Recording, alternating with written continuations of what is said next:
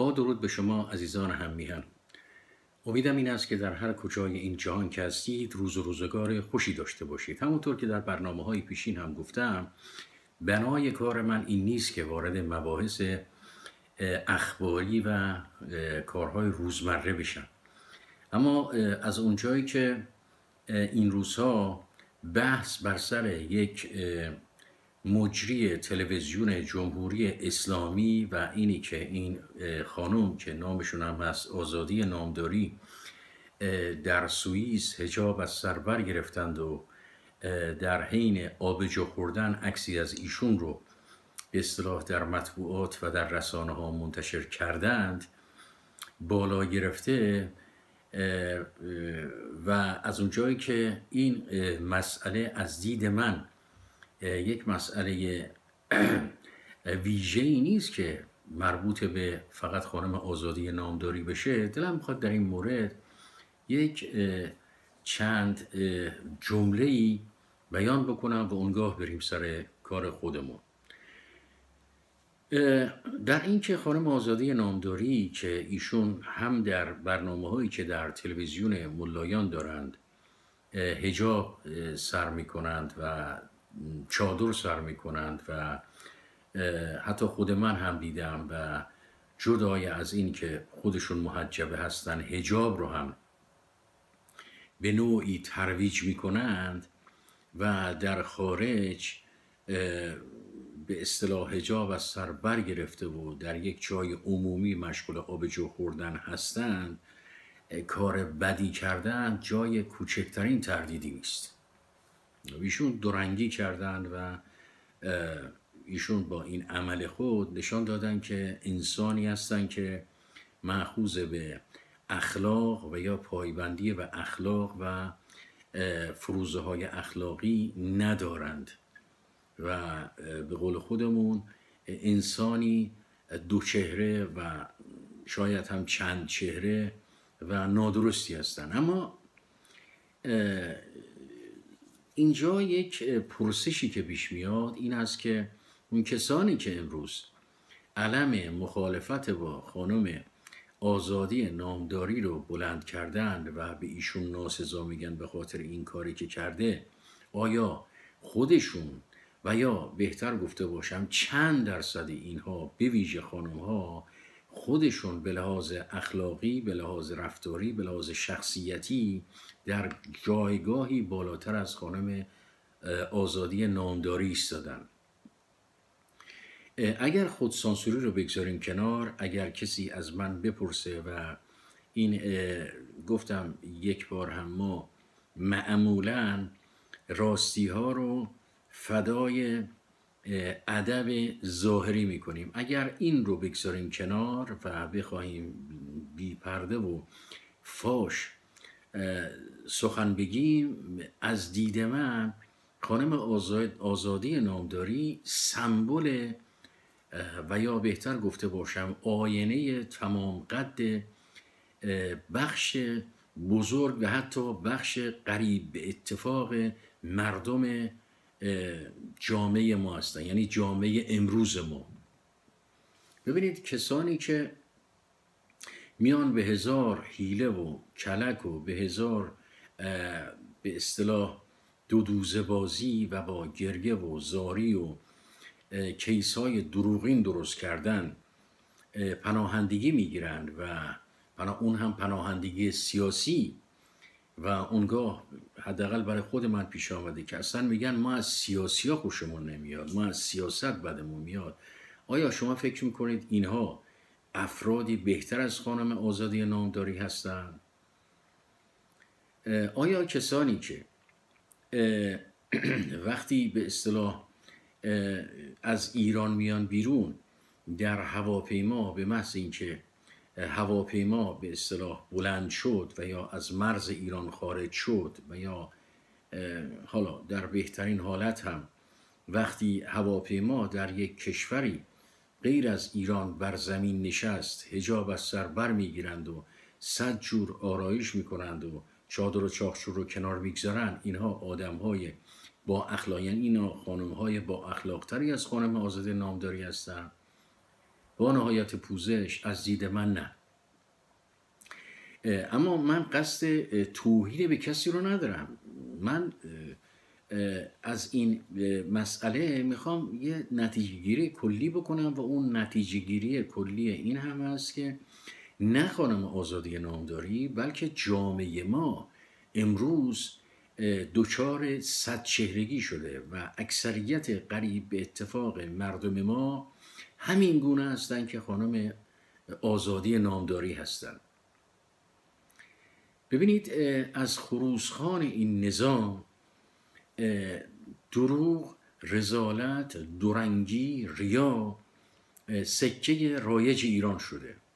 من یادم میاد حالا که دیگه الان نزدیک به 40 سال است که از وقوع انقلاب اسلامی در ایران میگذرم. من یادم میاد در اون سالهای نخستین، اگر اشتباه نکنم اون 2-3 سال نخستین، سال دوم بود یا سوم که من در ایران بودم، یکی از اقوام خود من در طبقه دوم تالار رودکی در بخشی کار میکرد که به اصطلاح این بخش مأموریتش این بود نوارهای موسیقی که مسافرین ایرانی و یا خارجی از خارج به هنگام ورود با ایران به همراه خود می آوردن، این رو در فرودگاه مهرآباد می گرفتن و بهشون رسید می دادن و این نوارها می آمد به تالار رودکی. در اونجا به اصطلاح به اینها گوش می دادن که آیا ورود اینها به ایران مجاز هست یا خیر. اگر غیر مجاز بود که توقیف می شد در همون تالار رودکی.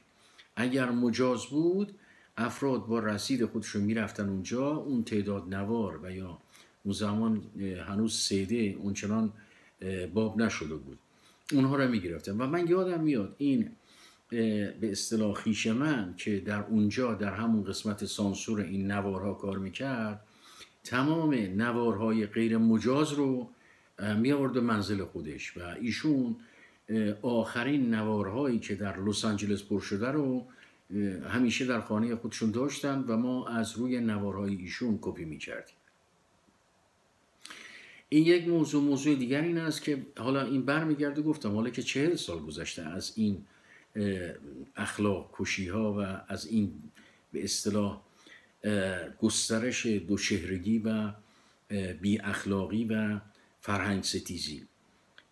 من یادم میاد که اون هم شاید 1-2 سالی بعد از این انقلاب ننگین بود که عروسی پسر عموی من علیرضا در منزل برادر من برگزار شده بود که علیرضا پسر عموی من هست و خواهر ایشون هم به اصطلاح با برادر من ازدواج کرد، یعنی 2 طرفه فامیل شدیم. باری ما از عروسی پسر عموی خودم برمیگشتیم و من مشروبم خورده بودم. آمدیم در فلکه اول تهران پارس، 2 از این بسیجی ها، اون موقع نمیدونم پاسدار ما به اینا میگفت، کمیته چی میگفتیم، اتومبیل من رو متوقف کردند و آمدن بیرون. اون زمان میگفتن که ها بکن. حالا این نمیدونم، حالا در ایران این دستگاهی که به اصطلاح میزان الکل رو در خون راننده ها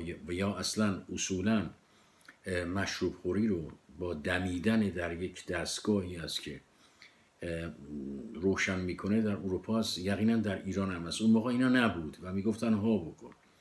و وقتی من ها کردم و ایشون متوجه شد که مشروب خوردم، من هم متوجه شدم که ایشون از من هم بیشتر مشروب خورده. خیلی جالب است. من وقتی ها کردم به او متوجه شدم که خود او اصلا مسته و من اونجا شروع کردم به جار و جنجال که یک کسی دیگری هم اونجا بود و ایشون گفتش که آقا شما برو، فقط احتیاط بکن. و من به قول خودمون ولکن نبودم، گفتم نه خیر، ایشون مشروب خوردن و ما باید بریم به کمیته و به هر حال ما را با سلام صلوات روحی کردند و با پوزشخواهی که آدم مسن‌تری از من در اونجا بود. یا در همون سالها، حالا اینا برمیگرده به سالهای نخستین به اصطلاح پا گرفتن این انقلاب ننگین و فرهنگ کش، در این طرف تونل کندوان یه عده‌ای به اصطلاح می ایستادن کنترل بود که نوار موسیقی و همینطور مشروبات الکلی رو به اصطلاح، که آیا مسافرینی که به شمال میرن نوار موسیقی و مشروبات به اصطلاح مشروبات الکلی با خودشون دارن یا نه. این طرف تونل کندوان این مشروب ها رو توقیف میکردند و خیلی جالب بود وقتی میرفتید اون طرف تونل میدیدید که مشروب میفروشن. یعنی مشخص بود که اینها اصلا یه باندن، این طرف میگرفتن و اون طرف میفروختن و به حال اینا پاسدارها بودن. و یا اصلا اینها رو رها بکنیم. این کسانی که این مقامات درجه اول این نظام که داغ مهر بر پیشانی دارن، آیا اینها بوی از شرف، اخلاق، وجدان و یا اون چی که خودشون میگن اصلا اسلام، آیا بوی از اسلام بردن؟ آیا به اون چی که میگن پایبندی دارن؟ بنابراین خانم آزادی نامداری اگر کار زشتی کرده، ما به باور من خود رو باید در خانم آزادی نامداری ببینیم و بیش از این که ایشون رو به اصطلاح بخوایم بهش ناسزا بگیم و برخورد بکنیم، خودمون هم لختی بیاندیشیم که آیا ما بهتر از خانم آزادی نامداری هستیم. قبل از این خانم آزادی نامداری من یادم میاد یه خانم دیگری هم مثلا حافظم یاری نمیکنه که ایشون در بخش انگلیسی به اصطلاح تلویزیون ملایان فعال بودن که یک به اصطلاح نواری رو ضبط کردن، یه مکالمه تلفنی خودشون رو با رئیسشون که اون رئیسشون از ایشون سکس میخواست و آمدن به خارج و به هر حال اون رو هم برای خودشون کیس درست کردن و پناهندگی گرفتن، اگر اشتباه نکنم از انگلیس. خب در این که اون آقا به اصطلاح کار زشتی کرده بود جای کوچکترین تردید نیست، اما در این که ما این خانم رو یه فرشته معصوم بدانیم، این جای کار یه مقدار به اصطلاح پوزش میخوام. من از این واژگان معمولا به کار نمیبرم، اما این دیگه در کت من نمیره که اون خانم خودش بهتر از این آقا بوده، به دلیل اینکه از صحبتشون مشخص بود که این بار نخست نیست که اینا چنین صحبتی میکنن، چون امکان نداره که در هیچ شرایطی تحت هیچ شرایطی مگر اینکه طرف دیگه مست لایعقل باشه که مشخص بود در مکالمه تلفنی اون طرف مست نبود. برای نخستین بار دیگه پوزش میخوام وارد واژگان به اصطلاح پایین تنه‌ای نمیشن، در صورت که در این مکالمه تلفنی اصلا واژگانی بود که واقعا آدمی شرم میکنه که حتی اون رو یه مقداری به اصطلاح سانسور بکنه و بگه که راجع به چه مسائلی صحبت میکنه، که یقینا بسیاری از شما به اون نوار گوش کردید. و از اینها گذشته این خانم آمدن در خارج، جدای از این که خب حجاب از سر برگرفتن که نشون دهنده این بود که ایشون هم در همون تلویزیون که کار میکردن، چون چادر چاخچوری بودن اونجا، هیچ اعتقادی به این صحبت ها نداشتن. چندی بعد هم عکسایی از خودشون منتشر کردن، اگر اشتباه نکنم در فیسبوک، با دوست پسر سیاه‌پوستشون که واقعا عکسایشون طعنه میزد به خانم کیم کارداشیان. مرادم این است که جامعه ما به اصطلاح تمام بنیانهای اخلاقیش فرو ریخته. جامعه ما به یک جامعه مبدل شده که دیگه دورنگی سکه رایج اونه، دروغگویی، پستی، رذالت و دناعت. این عارف عامی هم نداره که ما بیایم فقط بگیم خانم آزادی نامداری. نه خیر، شمایی هم که به خانم آزادی نامداری ایراد میگیرید، آمدید پناهندگی سیاسی گرفتید و بعد به جای این که برای آزادی میهنتون تلاش بکنید، ییلاق قشلاق میکنید به ایران، از دید من پوزش هم نمیخوام، شما هیچ تفاوتی به خانم آزادی نامداری ندارید. بنابراین سعی بکنیم که تلاش بکنیم که وقتی میخوایم در مورد کسی داوری بکنیم، یه نیم نگاهی هم به خودمون، به کاراکتر خودمون، به اخلاق خودمون، به شرافت خودمون، به فرهنگ خودمون هم بیاندازیم، اونگاه راجع به مردم داوری بکنیم. باری من متعلق به نسلی هستم من افتخار میکنم واقعا. ما نسل ما هم در دوران ما هم، من نمیخوام بگم به اصطلاح دروغ نبود، دورنگی نبود، ریا نبود، اما واقعا این دناعت ها، رذالت ها، کسانی که شاید در ایران هستن براشون خیلی عادی باشه، چون انسان وقتی یک چیزی رو به صورت مداوم میبینه براش عادی میشه. بعد از مدتی شوربختانه این قدرت تطبیق پذیری در انسان وجود داره. اما به راستی برای من اصلا قابل قبول و باور کردنی نیست که جامعه به این حد از بی اخلاقی، به این حد از بی فرهنگی، به این حد از چند چهرگی رسیده باشه. ببینید یادم میاد مثلا این الان، قبل از اینکه اون خاطره رو بگم، الان مثلا من میبینم که مثلا اینا افسر هستن، طرف 3 تا قبه داره و یا نمیدونم 4 تا ستاره، حالا اینا اصلا سیستم رو عوض کردن. من میگم 4 قبه من ندیده بودم، مثلا نمیدونم اینا چه درجی هستن، هیچ دلبستگی هم ندارم، علاقه هم ندارم که بدونم چیه. که میره میبینید که مثلا افسر، واقعا نسل من مثلا افسرایی با به اصطلاح 2 قبه که سرگرد بودن یا 3 قبه سرهنگ بودن، اینا برای خودشون ابهتی داشتن، شخصیتی داشتن. و میبینید که مثلا رفته بالای پنجره میخواد بره دیش به اصطلاح ساتالایت یک ایرانی رو بره اونجا نمیدونم بکنه و بندازه پایین. و در صورت که من یقین دارم که 80-90% خود اینها واقعا ساتالایت دارن. کسانی که مشروب میگیرن، من به شما قول شرف میدم 80-90% اینا خودشون مشروب خور هستن.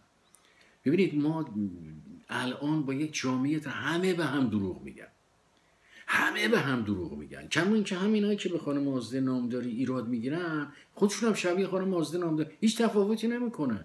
اگر شما ناسزا بگید به خودتون ناسزا. البته همه رو نمیگم، پوزش میخوام، نمیخوام اهانتی به کسی کرده باشم. یقینا در میان ما هم انسانهای با فرهنگ، انسانهای صادق، انسانهای با وجدان وجود دارن.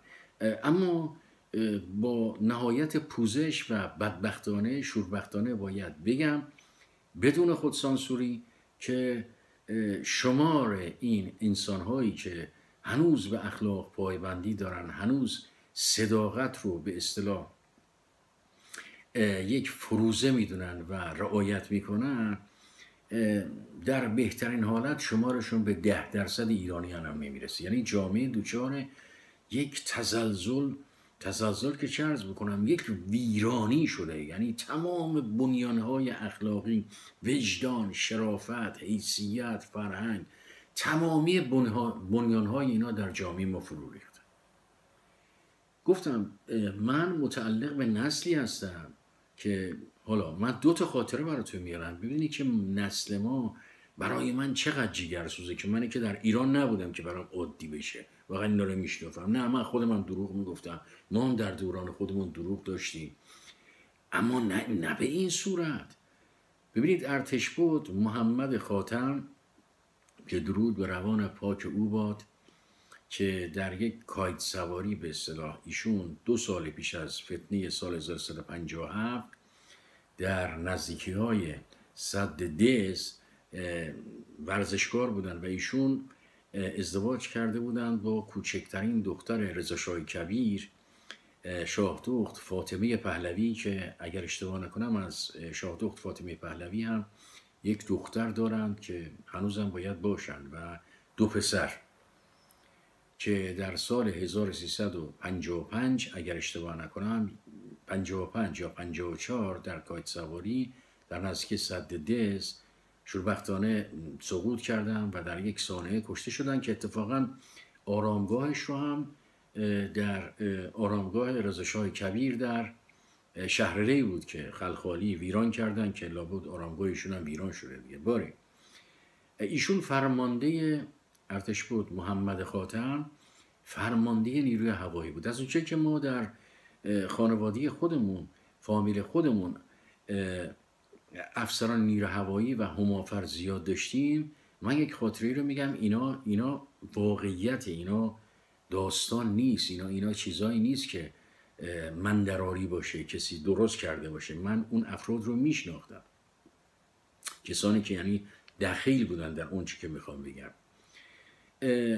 گویا یکی از افسران نیروی هوایی با یک درجه‌دار نیروی هوایی دوست بوده، یعنی دختران درجه‌دار در نیروی هوایی بودن و روز به اصطلاح قول ازدواج هم به این دختر خانم درجه‌دار نیروی هوایی داده بود و ایشون رو میبره خانه سازمانی داشتن. این افسر جز هم بوده، من فکر کنم اگر اشتباه نکنم، الان دیگه یادم رفته خیلی ساله، فکر کنم ستوان 2 بود اگر اشتباه نکنم، چون من میشناختم.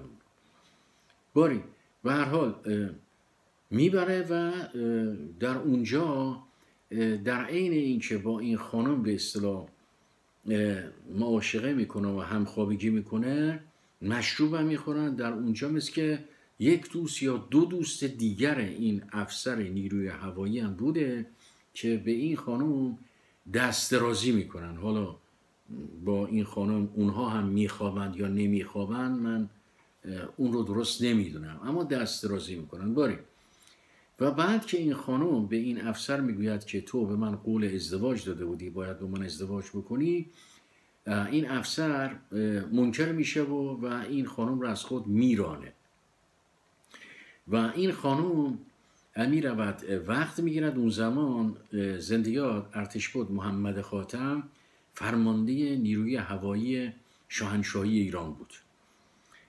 وقت ملاقات میگیره و میره به دیدار ارتشبد محمد خاتم و جریان رو با گریه به ایشون میگه که یک چنین چیزی بر سر من آمده. ارتشبد خاتم اون افسر رو میخواد، احضار میکنه و میگوید که شما باید با این خانم ازدواج بکنی و هیچ چاره ای نداری. وقتی او به اصطلاح رد میکنه، دینای میکنه و اصلا کار به جایی میرسه که میگه من از نیروی هوایی استعفا میدم. ارتشبد محمد خاتم به او میگوید که اتفاقا این خوب میشه، اون زمان شما میشید یک سیویل یا انسان عادی که تجاوز کردید به یکی از به اصطلاح درجه داران نیروی هوایی شاهنشاهی. باری به هر روی این کار به جایی رسید که یعنی مجبور بود ازدواج کرد و که این افسر رو هم گفتم من میشناختم، این افسر رو ازدواج کرد با این خانم، چون ارتشبد خاتم اونچنان ایشون رو به اصطلاح تهدید کرد و گفت من پدرت رو در میارم. با این خانم ازدواج کرد و از تهران هم منتقل شد، رفت اگر اشتباه نکنم رفت به جاسکنو، نه جاسکنو که در اونجا یک پایگاه نیرو هوایی بود که بعد یه من نمیدونم به کجا کارش به کجا انجامید. باری این یک خاطر دیگری که من بیادم میاد، در اطلاعات هفتگی یک گزارشی من خوندم 2-3 سالی پیش از انقلاب بود. گویا یک راننده کمپرسی که از اینایی که خاک با خودشون میبرن، اینا از اینایی که کمپرس میکشن، به اصطلاح این قسمت بار چیز میره بالا و میریزه پایین، صبح خیلی زود بار میبرده و یک افسر راهنمایی ایشون رو متوقف میکنه و به هر حال نمیدونم به چه کار به چه صورت میشه، به چه منوال پیش میره که اینها نزاع لفظی میکنن. این بعدها مشخص یه رپورتاج اطلاعات هفتگی نوشته بود و گویا در حین نزاع افسر نیروی هوایی به قول اون روزیا یا به قول همین این روزیا به قول عوام فوش ناموسی میده به این راننده به اصطلاح کمپرسی هم خاک داشته. به هر حال این افسر رو نمیدونم به چه صورتی میزنه و بعد این افسر میفته یا نمیدونم دست پاش شونده، صبح خیلی زود بوده و این کمپرسی رو میکشه و خاکی که چند تن خاک میگیره، نمیدونم 10 تن فلان، میریزه روی جسد این و بعد میره خودشو معرفی میکنه و میگوید که چون به ناموس من فوش داده. البته گفتم کار خوبی نکردین، سلف جاستیس یا سلف یوستیس نه امروز با مترو معیارهای امروز نه کار درستی نیست، ولی میخوام براتون بگم مردم اینگونه بودن، اینگونه با غرور بودن، اینگونه ناموس پرست بودن، اون وضعیت ارتش ما اینگونه بود. حالا ببینید به چه وزاریاتی، به چه رذالت و دناعت و پستی و کثافتی دوچار شده. باری و اما بریم بحث اصلی خودمون رو پی بگیریم که در به اصطلاح گفتار دهم آغاز کردم و نیمه کاره ماند و اون بحثم بحث بر سر ناسیونالیسم بود. ناسیونالیسمی که من نه تنها در برنامه به اصطلاح در گفتار دهم بلکه در گفتارهای پیشین هم اشاره کردم که متاسفانه ما نه به تازگی بلکه از همون ابتدا، یعنی از دوران فتحعلی شاه، اگر مبدأ به اصطلاح ناسیونالیسم نوین، البته ناسیونالیسم اساساً یک پدیده نوین هست، یک چیز قدیم نیست، چون ناسیونالیسم اصلا وجود نداشت تا قرون 17 و 18 هم وجود نداشت، اوایل 18، چون فقط یک هویت وجود داشت و اون هویت مذهبی بود. حتی در که عثمانی هم به همین صورت بود که در جنگ اول جهانی که به اصطلاح عثمانی اصلا پاشیده شد، تازه این کشورها به وجود آمدند و عراق و اردن، البته اینا دستاس هست به اصطلاح سایکو و نمیدونم، باره اینا یه داستانهای تاریخی است که من گفتم اصلا تاریخ بس است دیگه، زمین و زمان ما پر شده از داستانهای تاریخی. یک پدیده نوین است. باری ناسیونالیسم ایرانی از زمانی که ایرانی ها خواستن که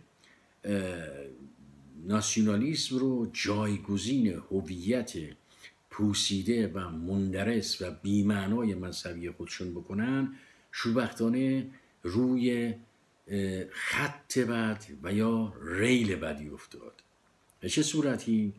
یعنی ما به جای در انداختن طرح‌های نو و مدرن برای جایگزین کردن هویت ملی به جای هویت پوسیده و ارتجاعی مذهب و پایه‌گذاری یک تمدن نوین و منطبق بر به اصطلاح نرم‌های جهان متمدن و پیشرو، ما زدیم به سیم به اصطلاح باستانگرایی که ما در گذشته این رو داشتیم، ما در گذشته اون رو داشتیم، ما در گذشته فلان بودیم و ما در گذشته بیسار بودیم و اون روند همینطور به صورت اشتباهی تا به حال به اصطلاح ادامه پیدا کرده و رسیده به ما که الان به گونه‌ای شده که اگر شما راجع به این فرهنگ به اصطلاح صحبت بکنید، گفتم ما مقدسات، فقط مقدسات مذهبی در ایران نداریم، ما یک سری مقدسات دیگری هم داریم که از جمله اونها هم یکی از این است که اگر چون که من در یکی از اصطلاح گفتارها گفتم این فرهنگ مندرس و پوسیده‌ای که ما را به جایی نرسون، چه فحاشی‌ها چه ناسزاها که به من نگفتم. یعنی مرادم این است که ما از اون 200 تا به اکنون ما به جای در انداختن یک طرحینو، به جای به اصطلاح در پی یک فرهنگ بالنده بودن، در پی یک مدنیت به اصطلاح نوین بودن، ما افتادیم سرگردانیم. الان 200 است، بیش از 200 است که ما به اصطلاح افتادیم در گورستان ها و سرگردانیم که به اصطلاح یا گورستان های به اصطلاح تاریخی که سکه و کتیبه و نمیدونم سنگ نوشته در بیاریم، و یا اینکه قهرمانان به اصطلاح افسانه‌ای به اصطلاح در گورستان ها، کمون که الان هم حالا این اصلا روحیه ما، اصلا جنگ مردگان هست، اصلا کسی با زندگان کاری ندارن. الان جنگ مصدق و شاه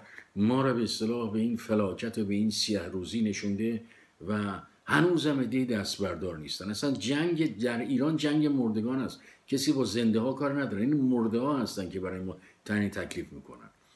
و هر روی گذشته از اون چی که آوردم، فرهنگ و مدنیت، ما در زمینه به اصطلاح اون چی که بهش میگن ترادیشن یا عنعنات و یا آداب و رسوم هم همینطور هستیم. شیوه زندگی فردی و اجتماعی خودمون هم همینجوری هستیم.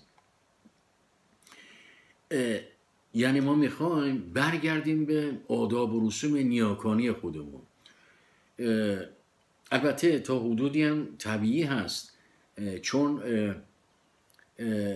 به اصطلاح این علتش که بعد از انقلاب این تشدید شده به این علت است که ما هویت خود رو در خطر میبینیم و به خاطر همین هم است که الان مثلا مهرگان و نمیدونم سایر به اصطلاح جشنهای خودمون رو صده و خب در هر ماه یک دونه از این ما جشن‌ها داریم، شهریورگان، مهرگان و نمیدونم همه ماها ما یک دونه از این جشن‌ها رو داشتیم، در نیاکان ما داشتن. به خاطر همین هم است که چون در خطر میبینن، در خطر اضمحلال میبینن و این رو بخشی از هویت ملی خودشون میدونن، اینگونه چسبن، در حالی که ما در حکومت به اصطلاح شاهنشاهی اصلا اینگونه نبود. در حالی که اصلا حکومت شاهنشاهی، حتی میخوام اینو براتون بگم، حکومت شاهنشاهی این جشن‌ها رو به اصطلاح خودش برگزار میکرد و اون کسانی که امروز در پی به اصطلاح بازمانده های اون است، در پی احیای این به اصطلاح جشن‌های نیاکانی هستن، نظام شاهنشاهی رو به سخره میگرفتن. کمون که مثلا اگر شما میگفتین حتی این واژه درود رو عده‌ای به تمسخر میگرفتن. این قابل فهم است. مثلا ما در به اصطلاح پیش از این انقلاب ننگین دیگه نوروز تقریبا رفته رفته منسوخ شده بود. این واقعیتیه و باید این نسل به اصطلاح جوان این واقعیت ها رو باید بدانن. به این صورت که از به اصطلاح نوروز، از تعطیلات نوروز بیشترین ایرانیان استفاده میکردن برای مسافرت کردن، نه اینکه مثلا بنشینن و جشن‌های نوروزی رو به اصطلاح برگزار بکنن و طبیعی هم هست. حالا من مخالفتی ندارم که ما این به اصطلاح آیین نیاکانی خودمون رو زنده بکنیم، چقدرم خوب هست. اما عزیزان من، ما الان حتی فقیرترین کشورها، من به بیشترین کشورهای افریقایی سفر کردم به دلیل کارم، ما به جای اینکه مثلا مهرگان داشته باشیم، سر هر ماه مهرگان داشته، حتی کشورهای فقیر، حتی من در به اصطلاح تقریبا تمامی کشورهای امریکای جنوبی و امریکای مرکزی، امریکای لاتین رو هم دیدم. اونا هر شب مهرگان دارن، اونها هر شب سده دارن، اونها هر شب یلدا دارن، اونها هر شب زنده داری دارن. این است که به هر روی اینی که در گورستان ها به دنبال قهرمانان افسانه‌ای گشتن و یا نمیدونم به دنبال جشن نیاکانی گشتن، اینها لزوما کارهایی نیست که ما برای رهایی از این ننگ و بدنامی به اصطلاح در پی اونها باشیم. نه، شما اطمینان داشته باشید بعد از استقرار یک حکومت ملی در ایران، بعد از چند سباهی باز اینها از رونق خواهد افتاد. اینا یه چیزای مقطعی هست. گفتم علتش این است که الان ایرانی هویت خودش رو در خطر می‌بینه. حالا همین باستانگرایی و همین در گورستان‌ها آواره بودن شده بخشی از به اصطلاح ناسیونالیسم ما. این بدبختی از اینجا، بدبختی بزرگ اینجاست. به قول پیشینیان سر بزرگ گاو در زیر لحاف در همین جاست که این شده بخشی از به اصطلاح ناسیونالیسم ایرانی ما، که این ناسیونالیسم هم که به اصطلاح صحبتش من میکنم واقعا در بعضی جاها حتی به راسیسم هم طعنه میزنه. حالا خیلی جالب است که این افراد خودشون رو منتسب به کوروش هم میکنن، در حالی که اگر کوچکترین آشنایی به منش کوروش می داشتند و یا اگر هم آشنا بودن، اون کسانی که آشنا هستند کوچکترین پایبندی به منش کوروش می داشتن، این خزعبلات رو نمی گفتن که ما نسل آریایی هستیم و ما نمیدونم این سرزمین آریا هست و نمیدونم. نه، به ویژه کسانی که من شگفت زده میشم در خارج از ایران که ما خودمون اینجا به اصطلاح دیسکریمینیشن یا تبعیض، شما میدونید چه جرمه مثلا در همین سوئدی که من زندگی میکنم تبعیض قائل شدن. حتی کسی که نمیدونم 5 ساله 6 ساله وارد این جامعه شده بخواد نمیدونم در یک جایی با تبعیض مواجه بشه، اگر بتونه ثابت بکنه، پدر اون کسی رو در میارن که در هنگام استخدام یا حتی هنگام ورود به جایی، من یادم میاد چند وقت پیش چند تا از ایرانی‌ها، خب این بیشتر از به اصطلاح مردم ما شوربختانه اینجور ماجراها سر میزنه، گویا اینا رفته بودن میخواستن وارد یک کلوبی بشن، اینا مست بودن و اون کسی که اون گاردی که دم در ایستاده بود اینا راه نمیده و اینا مشاجره میکنن، ولی بعد 2 مرتبه برمیگردن، این بار شروع میکنن با موبایل به اصطلاح از ابتدا به اصطلاح فیلم برداری کردن بدون اینکه اون در پیش رو نشون بدن که چه اتفاقی افتاده و گویا اون آدمی که جلوی در ایستاده بود به اینا میگه که بله چون شما خارجی هستین، چیزش میکنن پرووکاسیون، یعنی چجوری براتون بگم، عصبیش میکنن و اون از دهنش در میاد که بله چون شما، اگر اشتباه نکنم چیز در حدود بیش از 1 میلیون کرون اینا ادعای خسارت کردن و گرفتن. حالا چقدر گرفتن من درست نمیدونم، ولی در سایت ما یک وبسایت اینجا داریم استکهلمی، من در اون میخوندم که اینا موفقم شدن که یک پول خیلی بزرگی از صاحب اون به اصطلاح بار و یا کلوب بگیرن. باری این تبعیض ما خودمون به ویژه در خارج از به اصطلاح ایران، ما که خودمون بیزار هستیم از این تبعیضا. شما تصور بکنید مثلا افاقنه در ایران هستن، خب اینا بیشترین این افاقنه، خیلی الان بیشترین نه، خیلی از این افاقنه در ایران به دنیا آمدن. من چند وقت پیش یه فیلمی رو واقعا جگرم آتیش گرفت که یک دختر بچه 12-13 سالی بود، الان رو یوتیوب هست، یه دختر بچه افغانی نازنین و این چه اشکی میریه که من کشور خودم اونجور نابود شده و اینا، من هر جا میرم به من به اصطلاح توهین میکنن که من افغانی هستم. بچه‌هایی من چیه؟ با فارسی خیلی سلیس و شیرینی هم حرف میزد. خب ما میخوایم چیکار بکنیم؟ ما ببینید کوروش اگر کوروش شد، کوروش اگر امروز مورد احترام بشریت متمدن هست، کوروش انسانیت رو فراتر از ایرانیت نشاند. کوروش فروزه های اخلاقی رو، نه اینکه شما بیایید به خارجی ها فوش بدید، از نژاد حرف بزنید و از نمیدونم از خون حرف بزنید و اینا، این فاشیسم هست، این ارتباطی به کوروش نداره، این ناسیونالیسم نیست، این فاشیسم است، این راسیسم است. ما باید به دنبال به اصطلاح ساختن یک جامعه انسانی باشیم که در اونجا دیگه ما کافر نژادی، کافر مذهبی، کافر زبانی، نمیدونم کافر باوری، کافر سیاسی نداشته باشیم. ما میخوایم چیکار بکنیم؟ 2 مرتبه میخوایم از اون یک فاشیزمی، یک حکومت آپارتاید درست بکنیم، این بار کسانی که از نژاد آریا نیستن. این ناسیونالیسم است، این فاشیسم است، این چیزی بدتر از نازیسم است. این ارتباطی با کوروش نداره. شما بزرگترین توهین رو به کوروش میکنید. کوروش اگر مورد احترام هست، همونطور که گفتم، شما عدالت، شما انسانیت، شرافت اخلاقی کوروش رو ببینید.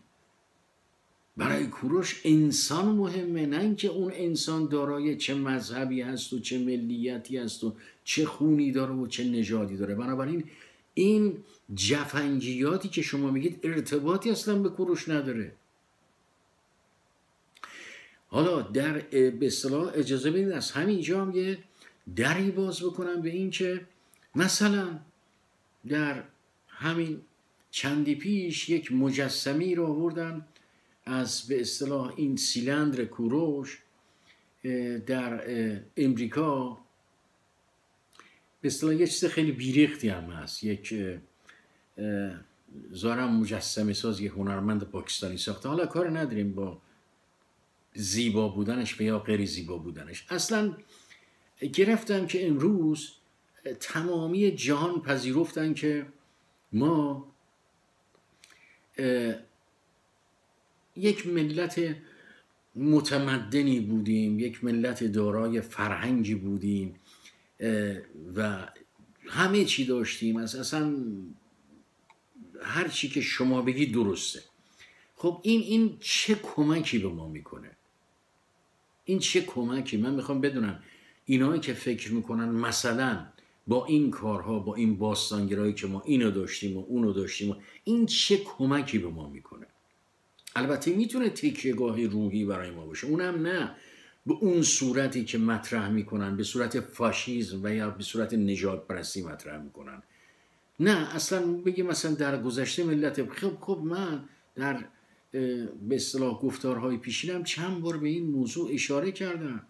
مثلا واقعا نمیخوام تکرار مکرر بشه، ولی به ناگزیر باید یک بار دیگه هم بگم، این عراقی که امروز به این وضاریات افتاده که دارای یکی از وحشی ترین ملت ها مردمان جهان هست، این سرزمین گهواره بزرگترین تمدن های بشری بوده. شما ببینید به چه روزی افتادن اینا. آیا چون اینها پیشینه تاریخی دارن در همه جای دنیا مورد احترام هستن؟ خب اصلا از اینا بگذاریم، به مصر شما بیایید. امروز مصر یکی از تروریست خیزترین به اصطلاح سرزمین های جهان هست. خب این مصر شما ببینید چه پیشینه تمدنی داره. یونان رو شما در نظر بگیرید، اصلا پدر فلسفه، گهواره فلسفه جهان. شما ببینید به چه روزی افتادن. امروز با صدقه کشورهای اروپایی زندگی میکنن. آخه این که ما کوروش داشتیم، اینی که ما نمیدونم تمدن داشتیم در گذشته، این ما رو به جایی نمیرسونه. ای کاش به جای اینکه شما رفتید اون مجسمه، البته اینها بیشتر به خاطر چه میدونم خودشون نشون بدن ما مردم خوبی هستیم، در اون جامعه پذیرفته بشن، نه اینکه دلشون به حال ایران بسوزه. هدف اصلی این بوده، هدف واقعی این بوده که ما رو بپذیرید، ما وحشی نیستیم، ما آدمای خوبی هستیم، نه اینکه کمکی بکنن به آزادی میهنشون. نه، این اصلا کندن از ایران. حالا نمیخوام بگم همهشون، اغلبشون، اصلا اکثرشون، اصلا رویاشون این بوده بیان خارج. ولی من حالا الی نهایه، حالا اونایی که کندن از ایران که خب اونا تکلیفشون مشخصه، اما هم میهن عزیز من، نازنین من، شما هم به این کارهای پوچ افتقار، این چه کمکی میکنه به آزادی ما؟ ما در ترزام اهل آلبانی بود، امروز آلبانیا یکی از منفورترین مردمان اروپا، اصلا منفورترین، اگه از من بپرسید منفورترین اروپایی هستن. چرا که میزان جرم جنایتی که از این آلبانیا سر میزنه در کشورهای اروپایی، در همه کشورهای اروپایی، از همه این اقلیت‌ها بیشتره. آیا وجود انسان سلطو، انسانی که تمام زندگی خودش رو وقف خدمت به بشریت، به مردمان فقیر در هندوستان کرد، آیا برای آلبانیایی‌ها آبرو آورده؟ آخه این کارا به چه درد ما میخوره؟ اصلا گرفتم همه جهان پذیرفتم از ما بزرگتر ملتی در تاریخ وجود نداشته. آخه این به چه درد الان ما میخوره؟ بنابراین عزیزان من، هم میهنان من، ما به جای این که در گورستان ها همچنان آواره باشیم، به جای این که نمیدونم بخوایم از نوع بهرام چوبینه‌ای داشته باشیم، اینا افسانه، اینا بخشی از تاریخ ماست، اینا گذشته است. شما الان نگاه بکنید الان در ونزوئلا الان اینا 2 ماه هست کشته هاشون همین دیروز هم 3 نفر مردن، کشته هاشون رفته بالای 100 نفر. خب اینا نه شاهنامه دارن، نه کوروش داشتن، نه نمیدونم بهرام چوبینه داشتن، نه نمیدونم بابک داشتن. اینا در برابر ظلم ایستادن برای یک زندگی بهتر، برای یک زندگی انسانی تر، برای داشتن رفاه، آسایش، آرامش. آخه ما کی تا چه زمانی میخوایم سرنا را از سر گشادش فوت بکنیم؟ عزیزان من این مرده ها رو رها بکنید، در فکر ساختن یک جامعه‌ای باشیم. براتون گفتم ما دیگه نمیخوایم کافر داشته باشیم. آخه آریا، سرزمین آریا یعنی چه؟ این نه، ما میخوایم، ببینید ما انسانیت رو، اخلاق رو باید برتر از نژاد و خون و مذهب و همه چی، انسان به خاطر انسان بودنش، کرامت انسانیش، ما باید برش ارزش قائل بشیم. اگر از من بپرسید نه شعار نیست. این افغانی هایی که در ایران متولد شدن، این افغانی هایی که خود ما اینجا در خارج از کشور، چه ملیت، من ملیت سوئدی گرفتم. خب اینا هم باید در کشور ما این حق رو داشته باشن. چطور ما در این کشور اگر به ما ندن 1000 وصله به اینا میچسبونیم، 1000 ناسزا به اینا میگیم و میخوایم در سرزمین خودمون دنبال نژاد. ببینید اصلا چقدر زشت راجع به این نژاد اینا صحبت کردن، چقدر غیر انسانیه. در کنار این الان یاد یه مطلبی افتادم از اینم مهمتر. الان نفرت از اعراب رو یه عده‌ای دامه میزنن که اینم در دل همین ناسیونالیسم آوردن. نابخردانه ترین کاری که واقعا میشه گفت، یعنی اینا ضد ملی، اینا نیروهای عناصر ضد حتی ناسیونالیسم ایرانی هستن. شما چطور میتونید ادعا بکنید که ناسیونالیست هستید و ایران رو دوست دارید و به اعراب ناسزا بگید؟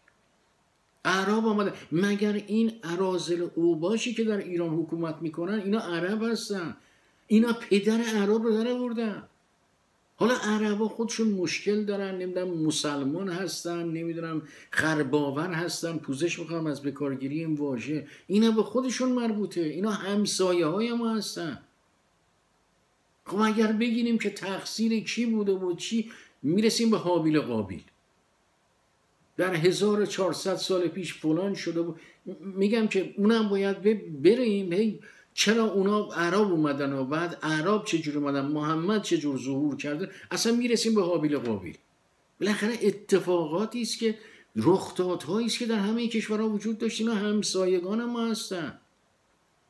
الان یه عده میرن مثلا پرسه میزنن تو این راهروهای کنگره امریکا، پنداری ما میخوایم چه میدونم، اصلا مسخره است. پنداری ما میخوایم نظام نمیدونم امریکا رو عوض بکنیم یا از امریکا میخوایم نظام ایران. خب اگر تنها راهی که داره، امریکا که با ایران ارتباطی نداره، خب تنها راهی که داره، خب اینو لااقل راحت به مردم بگید آقا ما طرفدار حمله نظامی امریکا به ایران هستیم، چون راه دیگه نداره. امریکا چه کمکی میخواد بکنه؟ کمک دیگه اینه اصلا هیچ مترتب نیست، به ذهن من چیز دیگه نمیرسه. ما به جای تکیه بر امریکا، ای کسانی که به عرب ها فوش میدید، ای عرب های همسایه نمیگم، ای نادان ها، اتفاقا عرب ها میتونن بهترین کمک ما باشن، برای اینکه اینا پدر رژیم های عربی رو هم در آوردن. مگر جنتی عرب؟ اصلا اینا عرب دشمنان خونین‌تر از ما، اینا دشمنانشون همین عربا هستن، عربای همسایه ما هستن. یا نتانیاهو اومد گفت، من یادم میاد نتانیاهو یه بار اومد گفت ببینید این آنتیسمیتیزم یا ضد یهودی بودن، حتی کسانی که مثلا به مله ها ناسزا میگن ناخودآگاه در ایرانی نهادینه شده. نتانیاهو اومد یک بار گفت نتانیاهو هر مشکلی داره، این مربوط به خودشون هست. ما باید به دنبال منافع ملی خودمون باشیم، ببینیم منافع ملی ما این مقطعی است، دوست و دشمن در سیاست وجود نداره. در این مقطع تاریخی ما با چه کسانی، منافع ملی ما با چه ملت‌هایی در هم تنیده؟ و یا در یک راستا قرار گرفته. از دید من اعراب هستن، اعراب همسایه. نه اینکه بریم نوکری اعراب بکنیم، نه اینکه بریم نمیدونم حالا اونا که یه کسا نوکری امریکا رو میکنن. خب بیچاره ها بدبخت، حالا اونایی که نوکری امریکا رو میکنن به عرب هم پوش میدن. اتفاقا اعراب در یک راستا هستن، منافعشون با ما، اینا همسایه ما هستن. ما باید با اینا زندگی بکنیم. میخوایم چیکار بکنیم بعد از اینکه این پوزش میخوام نظام ننگین جمهوری اسلامی رو از بین بردیم، اونگاه میخوایم با عربا جنگ بکنیم؟ عربا بیشتر از اینا صدمه دیدن از رژیم جمهوری اسلامی. اصلا اسلام اینا شباهتی به اسلام عرب نداره. اینا خودشون ضد عرب هستن، عرب هم ضد اینا هستن. و خیلی جالبه که ما به عرب فوش میدیم به خاطر اینکه با رژیم جمهوری اسلامی دشمن هستیم. خود عرب هم اینا دشمنن. یعنی اعراب پوزش میخوام، اعراب همسایه ما بیچاره چوب هر دو سر طلا شدن. بنابراین اینا مسائلی است که عزیزان من، اگر میهنتون رو دوست دارید، اگر ناسیونالیست هستید، حداقل درک بکنید ناسیونالیسم یعنی چه. ما میخوایم یک نظامی داشته باشیم، نظام انسانی داشته باشیم. اونگاه هست که شما میبینید گفتم نتانیاهو، پوزش میخوام این نیمه کاره مونده، حرف تو حرف میاد. نتانیاهو اومد یک بار، من یادم یا 2 بار راجع به مردم ایران، حساب مردم ایران رو جدا کرده. در میانه سخنانش گفته بود بله مثلا در ایران بلوجین جوون ها میپوشن، نظام جمهوری اسلامی نمیگذره، یه هم چیزی. به جای اینکه بگن نتانیاهو تحت تاثیر بکنن اشتباه کرده، نه آقا مشکل ما نیست، بعد شروع کردن فحاشی کردن. خب شما با مله ها در یک راستا هستی. الان من یه دیدم ستایش میکنن که مثلا این لوله کشه هست که الان کردنش ژنراله، هی بادش میکنن که آخرم با یک سوزن بادش رو امریکا خواهد گرفت. من تردیدی در این موضوع ندارم. با یکی از این هواپیماهای بدون سرنشین و فلان، قاسم سلیمانی. خب شما هم راسته با اون هستی. اونها هم به اعراب فوش میدن، شما هم فوش میدن. اصلا هم راسته با رژیم هستید. شما چه ناسیونالیست هستید به اعراب همسایه ما فوش میدید؟